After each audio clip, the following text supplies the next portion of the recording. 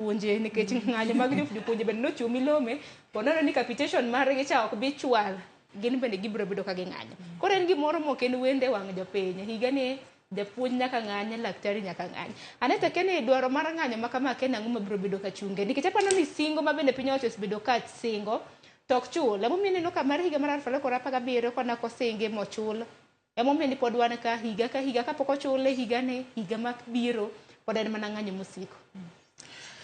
Adwa chako kawacho ni ok awinj maber ka Mildred Mildred o Millicent nitie Mildred nyako moro mama moro mawuoyo kanyo owacho ni ji tuo to ka gidhi osiptal onge ng'ato manyalo miyo gi chietho to ok awinj maber nikech an kae ang'eyo ni ka ni osiptal tanyalo tienwa wananchi tanyalo konyogi lakini serikal ema tama dhi kanyo.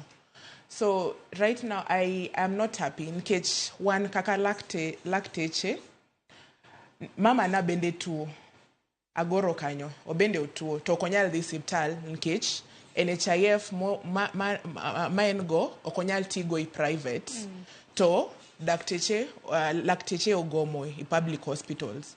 So okawinj maber agombo na bed kanyo monda adhi hospital akony kata jimoko te to serikal emomiyo gini nikech kaginyalo implement CBA 2017 they should have implemented it long ago in 2017 to avoid what is happening now.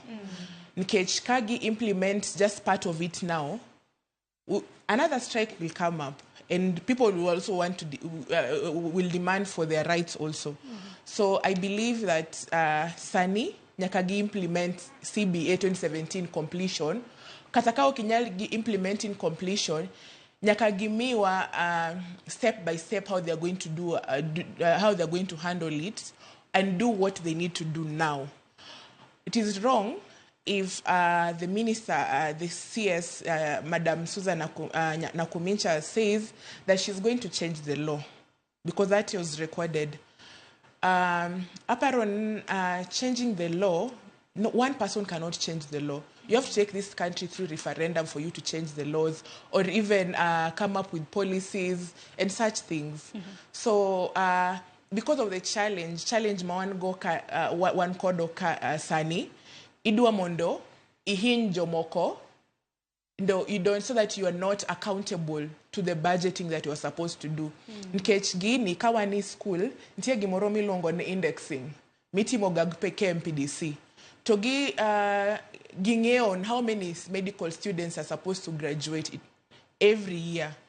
So okinyal wacho nwan oking'eyo ne ging'eyo or else someone sat on their job somewhere.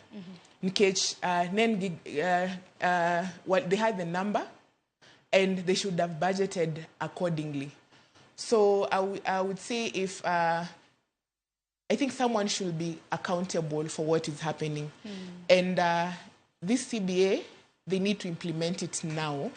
Nkech gini kaok gi implement gini in total in completion or gionge kaka gibro timo gik moko ma reducible minimums in CBA. Next year wabro ntie mgomo moro mabro biro nkech ntie interns ntie medical students magin in their final year gidhi tieko to by July they will have finished ntie school the university they already finished in February and they're waiting for oathing and then oathing and ichamo mumati wacho you will you will do no harm and such things and kan laktar nasechamo mumana wacho no kan okadwa timo harm to kadhi hospital antie gik moko maneno mobro hinyo joganda okanyal dhi kanyo to ahinyo gi. Ero kama na inya Dr. Annette make mana gi kanyo hangeni dakika bende ringo mapiyo ka unaduogo bende wang'ia